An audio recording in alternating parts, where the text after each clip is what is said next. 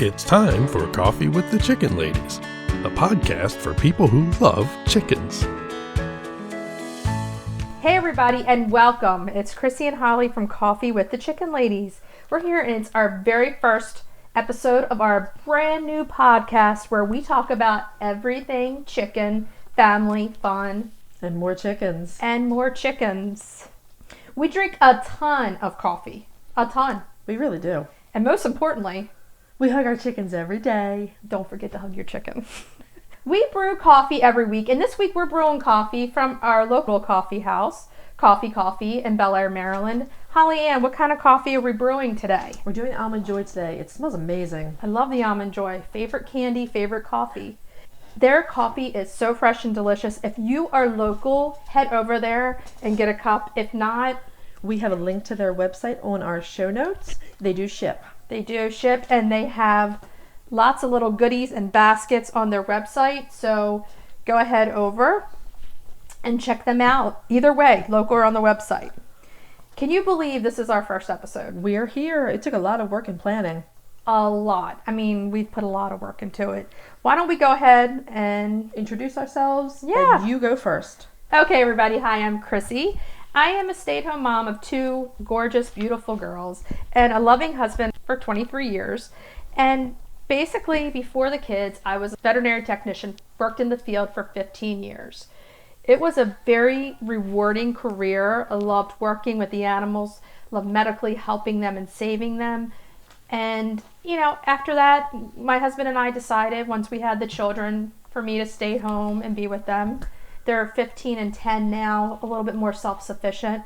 So I've been helping them with the virtual school, and we have lots of work around our little homestead we have. And I'm a big soccer mom. They both play soccer. So we've been pretty busy around here. Mm-hmm. We have 13 hens, 3 Cavalier King Charles Spaniels, and an African Gray Parrot. You know, you had Grayson when we started college. I've had him forever, for a long time, I feel like 20 some years or more. Mm-hmm. And He's a beautiful parrot. they might hear him laughing at us. Sometimes he decides to do that. Why don't you go ahead? I'm Holly. Hi, everyone. I have a master's degree in history. My special interest is early American livestock. I'm in the very beginning stages of writing a book on Hog Island sheep. I'm a fiber artist, and I'm also a ceramic artist. And they are beautiful. Your Thank you. pendants are so gorgeous. Oh, thank you. I do a lot of needle felting. I've been married for a year to an amazing man who loves animals as much as I He do. really does. We have 13 hens. It's the magic number. We both have 13. 13 hens. I have 4 roosters. I have 5 sheep, 3 Jacob sheep, 2 Hog Island sheep. We have an Australian Shepherd and a Staffordshire Terrier mix. And they love giving kisses. Yeah, they're the the girls love to come see them. Your girls with my dogs are kind of the cutest thing I've ever seen. They love them. So we're going to run our show Yeah. in segments. We decided we're going to do segments. We're going to switch them out every week. The first one is... The breed spotlight, which may be more of a constant. Mm-hmm. Yeah. This one is one that it's something that when we get together and have coffee, we'd like to talk about different breeds of chickens. We do. So we do a lot of reading on them, a lot of research on them. So we figured everybody would kind of like the same thing if they're in the chickens, learning about new and exciting different chicken breeds or old chicken breeds. We're old chicken breeds. So ones that aren't as common and some common ones. In fact, most of our first month, the breeds that we've pulled have been designated heritage breeds by the Livestock Conservancy. Right. The very first chicken we're going to do is an extremely old breed. It's currently listed as critically endangered by the Livestock Conservancy. It is the white-faced black Spanish chicken. Or more commonly known as sometimes Black Spanish. Or sometimes just Spanish. Yeah, it has all different kinds of names. And it is a really cool chicken who's kind of on the less popular side of Yes. the ones that we're going to talk about. It's a beautiful chicken. They're black with green iridescence in their feathers, and they have a white face. Their face is completely white. Their earlobes are white. Yes. They have a large comb and wattles. They're often credited with being the foundation breed for all the other Mediterranean breeds, including Leghorn. Yes, which is a very popular Mediterranean breed. And they're really a hard-working, kind of active chicken. Yes, They lay gorgeous, large white eggs, and they lay a lot of them. they're excellent layers. The hens don't go broody very easily, so if you wanted to breed this particular type of chicken, you'd either want an incubator or you'd want to have a hen from a breed that goes broody easily. Which might be a good chicken to breed because they're on the endangered list. Yeah, they're considered critically endangered. The Livestock Conservancy considers a breed critically endangered when there are less than 500 breeding birds in the U.S. and their global population is fewer than 1,000. Which to me is crazy because there are so many chickens in the world, how one could be endangered. And one as really cool and neat as this chicken, it would be a welcome addition to any backyard flock. It would. It's a very, very old breed. You could find them in England as early as the 1600s. All of my research says that they came to the United States sometime in the 19th century. So from about 1825 to about 1895, it was very common to find this striking chicken on U.S. homesteads, especially in the southern U.S. Yeah, they are more, they like heat tolerant versus cold hardy because Mediterranean breeds, that's what the climate they're from. They're from their bodies are built smaller, less fluff and feather, and they have very large comb and wattles, which in the winter you have to really take care of. So it helps them regulate heat in a warm climate. Right. But in a cold climate, it's very susceptible to frostbite. It's extra skin that's there that can get frostbitten.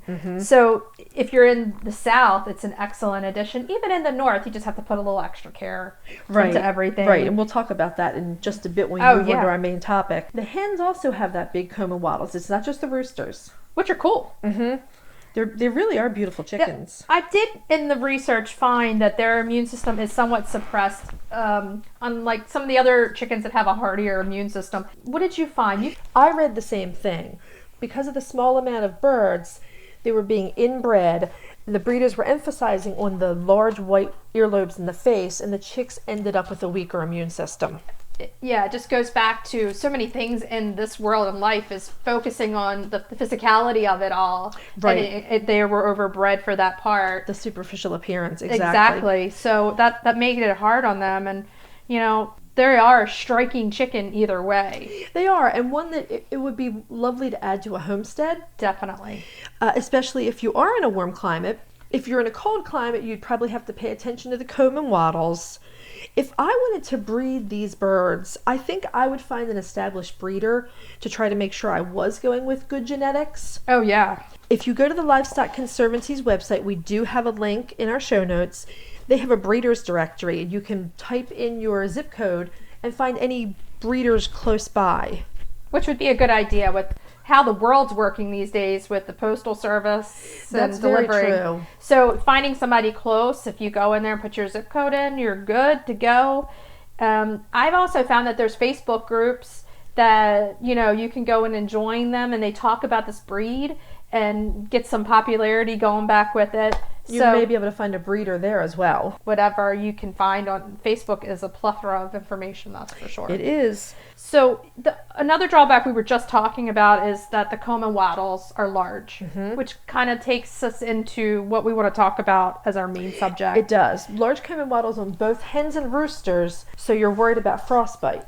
In the winter. Right. When these chickens were popular in 1825 to 1895, there wasn't much you could do. Right. But now we have a lot of options for winterizing. And ta-da!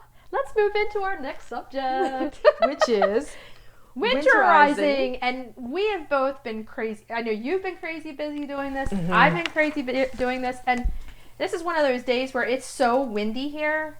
You're like, oh my goodness, did we set it up right? Because it's cold. It's cold. We had snow flurries this morning. It's crazy. I know you're 45 minutes north of me, so you get a little bit more snow than I do, but I still get a good amount here too. And winterizing is a huge deal in the chicken community. Yes. So what have you been up to with that? So we've tried to do the basics, running extension cords out to the coops. We have 4 coops on my little homestead. Yeah. We don't have electric in any of them. I don't either. We were lucky that our home has some outdoor outlets. So we run extension cords over for heated buckets, heavy duty extension cords. We're not skimping on them because we want to make this as safe as possible. Yeah, I had to go get super long ones because my coops are in the back of our property, on the back of the 3 acres. And I was like, oh my God, kind of worried about it in the beginning. Is it safe enough? But you realize, I'm like, I need to run the electricity back there any which way I can do it. So I got the super 100-foot I've heard too many horror stories about people using power strips. Oh yeah, you don't want to do that. We go with heavy duty outdoor extension cords. Yeah. And we use them primarily for heated water buckets. Oh yeah, I just bought the new one for the second run. Mm-hmm. I wanted to make sure I didn't get it. I had to get it before it sold out. Right. Those are must on our place. Yes. And the first year we had chickens, oh my God, do you remember that? I do. You remember I was like, I'm running water out every hour in these hot water to break up the ice in the water bucket.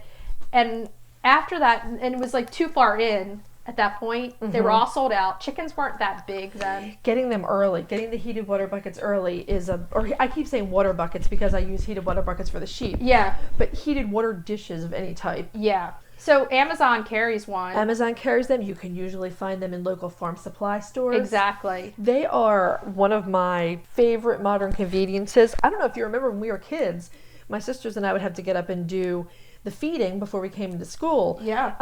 And we were out there with hammers breaking ice on frozen water buckets. It's so hard. It is at this day and age. Like back then, you kind of had to do it, but there's so many modern technologies now. And I did find with the heated water buckets and dishes, with all of my livestock, that they drink a lot more water, which is very important in the winter. Oh yeah, and it keeps it a little warmer for them, and a little, just not sitting on them like freezing instantly as soon as it hits them, which can happen. But the other thing that I did, which I'm so thankful for today, is I put some tarps up around at least one corner of my run. And you do the clear tarps that let daylight in. I do the clear tarps that are like greenhouse kind of quality. In the sun, it lets the light in, and also kind of takes the sun and heats up a little bit around the tarps. But it's a wind block. Right. And days like this, chickens don't like that wind. I went out there and they're huddled in that little corner. So I do that. So we've been busy getting those up. And those are other things that you can get on Amazon and even in your feed store. And you can use any color tarp. You can, just to give them some shelter. I've used plain blue tarps. They're not, if you just go with a plain blue tarp, say from a home improvement store, they're not as durable. So the wind will shred them over time. Exactly. We've also, it's not pretty, it's very utilitarian, but we've also propped up plywood with straw bales. Oh yeah. And it works. And straw bales, you can get those a lot at your local feed store. A lot of people have them for fall displays. And then afterwards, we do too. We have them for fall displays, but then we use them on really cold nights. I put them under the coop because our coops are up. Right. So that way the wind can't just whistle under that coop. It insulates the coop it for them. It makes the floor a little warmer for them. So we've been doing that. We'll get that straw bale all out back there. It's a lot of work. It is a lot of work.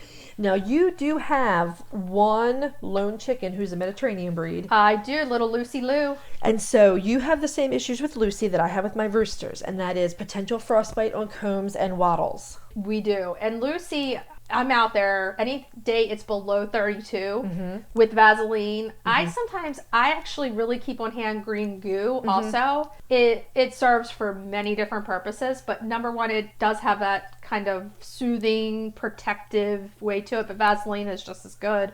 I'm always out there coating the wattles and the combs and wattles. I do the same thing with the roosters with the Vaseline. It stops the ice crystals from forming right on their... Because they're always in that water. Right in their skin.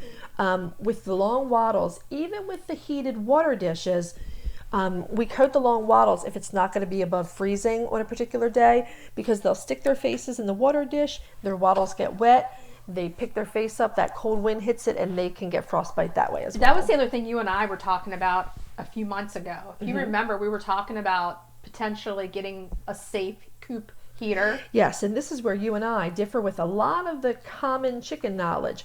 We don't think it's a bad thing to have a heater in your coop. When it's really cold, I think like on those really cold nights, it's good to have it so that, if it's below 0 where you are or anywhere below 32, I don't know. I'm thinking about, for me, potentially getting one this year, definitely. Yes. You don't need to heat your coop every day during the winter. No. This would just be for using when there's a very, very frigid period of time. If you have a few days in a row, that's when I'm thinking about using it. And nights. And they're safe because you can get them lower wattage. You can. Like 200 watts, enough to put a little bit of heat to keep the combs and the wattles from freezing. It doesn't heat the coop so much as it raises the temperature. And we're not talking about heat lamps. Heat lamps are as dangerous as everyone says. Oh my gosh. They're so, we just had in our news on a local town that's about 45 minutes from both you and I, a coop last week caught a house on fire. Yeah, it's a terrifying thought. With a heat lamp. Losing your chickens, potentially losing your house. Yeah, so I never put the heat lamp out there ever. No. So there are a lot of heaters now that are, as we were saying, they're radiant. They don't get above a couple of 100 degrees. The Cozy Coop is my current favorite that I have on my list. Yeah. On your Christmas list. On my Christmas list, that's right. And I use Vaseline on combs and wattles, as I said, but a couple of years ago we had a polar vortex. It was bad. I know exactly when you're talking about. It didn't get above 20 degrees during the day, and I did everything you're supposed to do. There's ventilation in the tops of my coops. I smeared Vaseline on combs and wattles, and my Jersey Giant rooster, Ricardo Montalban, who does have an absolutely huge comb and wattles, ended up with frostbite, we globbed Vaseline on his comb. He ended up with frostbite. All of the points on his comb froze and fell off. It can happen. And that's why technology is so good. Yes.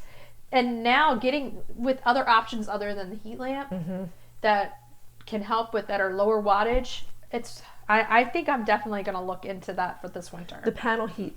You can get them with wide feet on the bottom, so it's not easy to knock them over. I heard too, you can put them up. You can fasten them on the wall or the ceiling. Yeah, so that they're up and away from. We have like pine shavings in ours, and I clean them every week. The pine shaving, but in the winter I put extra pine shavings in to kind of insulate the bottom. And they're flammable, which is where a heat lamp falling in that would be so dangerous. Yeah. But these radiant panels, they don't get much above 200 degrees. Again, we should put a link in our... We absolutely can. You can get these on Amazon Prime. Yeah. We'll put that in the show notes. And definitely the tarps too. I think that we should put a link for everybody in case you're interested.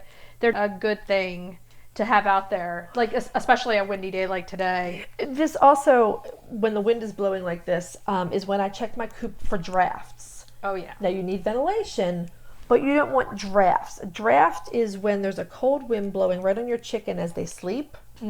That can really affect their health. It can give them respiratory issues. So many different things. And there's a difference between ventilation and a draft. Ventilation you generally want towards the tops of your coop, right?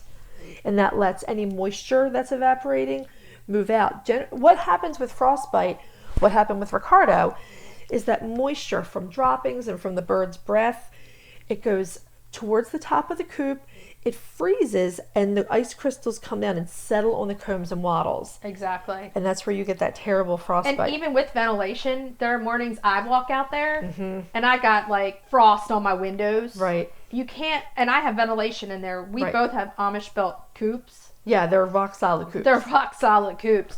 And I mean, there are still mornings you're going to walk out there and see it. So doing these things can definitely try to make it easier. Block drafts with weather stripping, fabric. You can use all kinds of things to block any drafts you might have. Some ventilation. And then what else do you do? Say it's a freezing morning. What do you do for your girls? You know what? This is so funny because I always say to everyone in my neighborhood, I'm like, you're looking at me like I'm the crazy chicken lady. You are the crazy chicken lady. Because they'll see me, and when you tell people what you do, they find it unbelievable. They actually do. People don't understand chickens. They don't.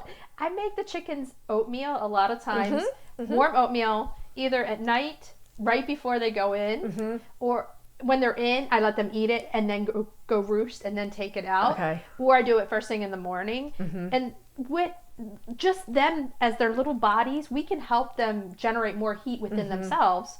So I make them this oatmeal and I put red pepper flakes and cinnamon in it. Nice. Because the red pepper flakes, from what I'm reading, they circulate the blood more to the extremities. They get the blood circulating, so that can help warm them up. And the cinnamon helps with respiratory. It does. The pepper flakes I'd never tried, and when you mentioned them the first time, I did some research.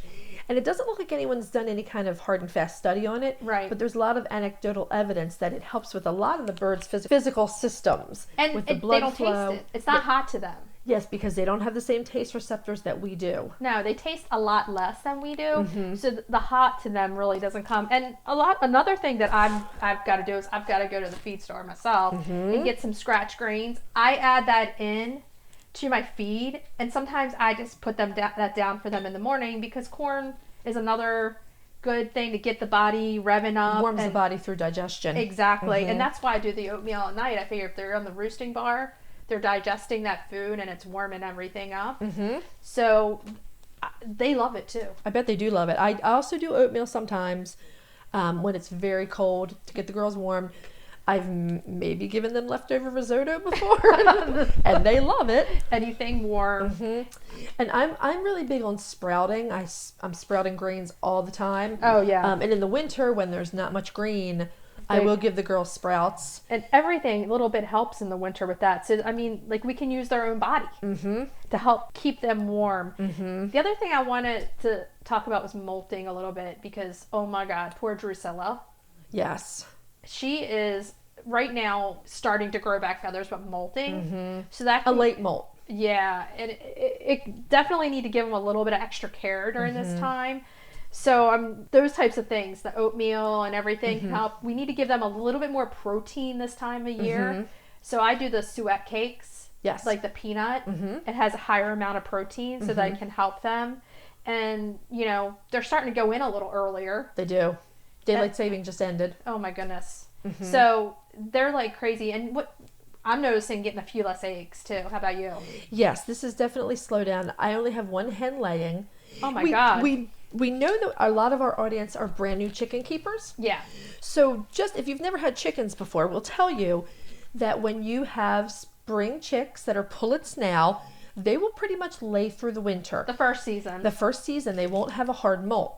Next year, you're going to see them have a hard molt, and their egg production will decline as natural daylight declines. Because their hard molt is as a chick. So they have the baby feathers. Right, they're constantly replacing feathers as so a they're chick. Yeah, as they're growing up, like when you get them, they're fuzzy, and then those fuzzy feathers come, so then they molt in the new feathers. So the first winter, they're kind of set and ready to go. Right. And then your older girls, oh my goodness, we've had so many molting chickens.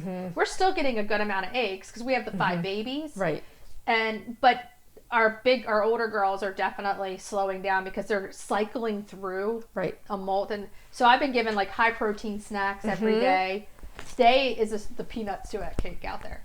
Right. And let me tell you, those girls are going to fight each other for it. Yes. It's crazy. They do. They really love that. I also do sunflower seeds, the sunflower seed meats, the shellless. Right. You can get them where wild bird seed is sold. Right. And the black soldier fly larva that you see so commonly. Oh yeah, the definitely. grub treats, my girls will gobble them down. Anything high in protein definitely can help. But next, like you said, next winter, after the first year, right, you're gonna. They're growing new feathers, and that's a natural occurrence. They need to replace their old feathers with brand new feathers for winter that help them insulate. It's their own winterizing. It is their own winterizing. And they're very good at puffing up. They puff up their feathers and they get all that air close to their body. That's what they insulating. If you see a chicken puffed, I didn't know this in the very beginning, years and years ago. Like, is my chicken sick? No, she's keeping herself warm. She's keeping herself they warm. Puff the feather, yes, and then in between the puffs is air, and it warms the body. So, if you see one that's doing that a lot, you might want to take a look, because that sometimes can be a symptom of illness. Yeah, sometimes, but like that's where the little heater might come in at night. Right. Again, when it's I probably won't flip a heater on unless it's under 20 degrees. I agree. Because chickens really are good at regulating their own heat. The chicken's natural body temperature hovers about 106 to 107. Majority of them love the cold. Yeah, a lot of the cold hardy breeds definitely are fine in this northern climate. Well, I say we're in a northern climate. We're right above the Mason-Dixon line in the mid-Atlantic. But if you're a new chicken keeper and you're moving into year 2, that molt blowing all their feathers, it can look like somebody ripped up a feather pillow. It's crazy. Like, you go back there, you're like, feathers oh my everywhere. gosh, what happened? And that's natural and normal. And the slowdown of eggs, we joke about it, but it's normal. And the hens need that break. Then they probably won't start laying When do again. yours start back up? Mine usually start back up right after the solstice. I'll start to get a couple of eggs right at the end of December. Now I'm curious because last year the barred rocks were my babies. So they laid through the winter. Yeah, and that's a cold hardy breed, which when I did my research says they are winter layer. Right. Winter layer does not necessarily mean there's no stop in laying. So I want to see though. It means they'll start laying again. So most of what I have are considered northern or cold hardy breeds, most of them. For the last 3 years, I doubt she's going to keep doing this, but for the last 3 years, my lone green egg layer, Blanche Dubois, has laid the day after the winter solstice. And then they all slowly start again. The Swedish flowers and the Brahmas and the Jersey Giants are all considered winter layers. Yeah. So they'll start laying again. And by spring, we're getting multiple dozens a week. Egg season. But I'm excited to see because this is going to be the first test for my barred rocks. For the barred rocks. And they lay gorgeous, large, like pinkish colored eggs. They do have beautiful eggs. So I'm kind of anxious to see how the cold is going to affect them with their laying. Because I always say that walk of shame, buying those eggs for Christmas cookies is crazy. We joke about it, and it really does. After having so many eggs all spring and summer that you have to buy in the fall, but they really do need to do that. And you do all your baking, and then everyone's all excited because you're going to do cookies, and they're like, you got the fresh eggs. And I'm like, oh, they didn't lay eggs. Oh my goodness. If you do have a winter layer, this is just a reminder because this has happened to me too many times. Collect eggs twice a day. Otherwise, if you're in a really cold snap, you might have frozen eggs. And they crack, and sometimes they crack, and they're called micro cracks. You don't even, the human eye doesn't see it. Right. So it's good in the winter also to check your eggs before you cook with them. Yes. Because you can get those micro cracks below 32 at any point. And they can freeze and crack. And then they let bacteria in, so it's good to check them too in the winter. That's a really good point for winterizing, which we're talking about cooking. This brings us to our next topic. Ta-da! Let's go. Let's move it on. Our It's next one of my topic. favorites. We call this segment Cracking the Eggs. And we want to come at you with some recipes that we try a lot that have a lot to do with cooking with eggs. Yes. When you have a lot of eggs, and we're just talking about winter not having a lot of eggs, it's a short time. It is. So we're going to start it with one that we made a few weeks ago when we were working. Because when we work, we're like working for hours. Yeah, it's a long day. We got to eat. We're like, come on. So what did you make? You made this one at your house when we were at your house. This is a potato noodle stew with eggs. I've actually been making this for, 15 or 20 years, this stew. It was really good. It's loosely based on a Spanish dish, kind of in honor of our Spanish chickens. We kind of put that in there, yeah. It's a lot of fun because it's a one-pot dish where you cook the whole raw egg in the stew. And the whole thing is one pot, which, as a family of 4 over here, I'm a fan of the You one are pot. the dishwashing woman over there. I want one pot. One pot. Because these people condition, put it in their bowl, and dinner is served. Right. That makes it easy. And you know what? Putting the eggs in is cool. It's fun. The kids like that idea. Yeah, they can lower it. If you have little ones that are cooking. Right. If they're old enough to do this, you can have them lower the egg down into the stew in a ladle. It hard boils them in the stew. Right. And the stew is like kind of have tomato and vegetables, so the eggs taste so good with that. Yeah, it really is delicious. It was good. Potato noodle stew with eggs. The base is fried Cuban peppers and onions. Then you add the potatoes from there. You add your tomatoes. Now, you're gluten-free because you're Gluten-free and celiac. dairy-free, right. And dairy-free. So this recipe can be anything. Here's the other thing that I like about this recipe. I could take it and make it and do something a little different to it and even make it my own. Right. And, you're gluten-free, so we had the gluten-free pasta, which was delicious in it. Right. You can even put meat in this. I've seen it with meat. I think the traditional Spanish version of it may have meat in it. I think ground beef. Which, if you're looking for something even heartier, that would be the way to go. It's very hearty. It's very carb heavy. It's really good on for when it's cold. Freezing cold day like today. Yeah, and let me reiterate, one pot. One pot. It does have some saffron in there, so it has a little bit of an exotic taste to it. It's delicious. It smells amazing. I'm hoping everyone, if you're listening to this and this sounds good to you, take a picture, make it. I would love to see it. We took some pictures that day. We did. We'll have them on our Instagram. We'll have to put them on because it was so pretty and it's so pretty dished out. And you're like, oh man, but it was delicious. And the link to this recipe will be in our show notes. Which, the show notes are going to be great. Please go and check them out. The other, which brings us kind of to our It's our last segment for today. Oh man, but it's one of my favorites. Your You know absolute this. favorite. It is retail therapy. Retail therapy. So I have love to it. say that my husband and I are really frugal kind of homesteaders, but I'm a sucker for anything vintage chicken. Or chicken at all. Chicken at all. This is called retail therapy, and it is so cool. We're going out, we're trying to find some people who make some really cool chicken stuff. Local artisans. Yes.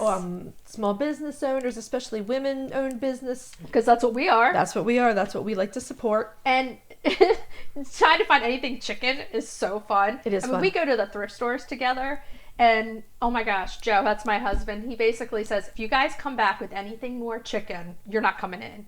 But last week I found a bunch of chicken. Yeah, it was amazing stuff. Well, we were thrifters as kids. Both of our moms are amazing thrifters. We got drug around all over the place. Mm-hmm. But now you put chicken in on it.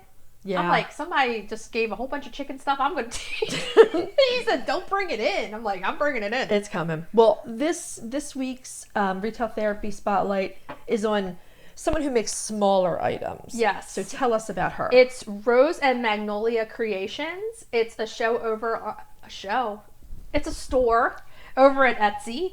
And Alyssa Bourne is the owner of the store, and she makes gemstone bracelets. Mm-hmm. She has little chicken charms, which we found, which are so cute on these bracelets.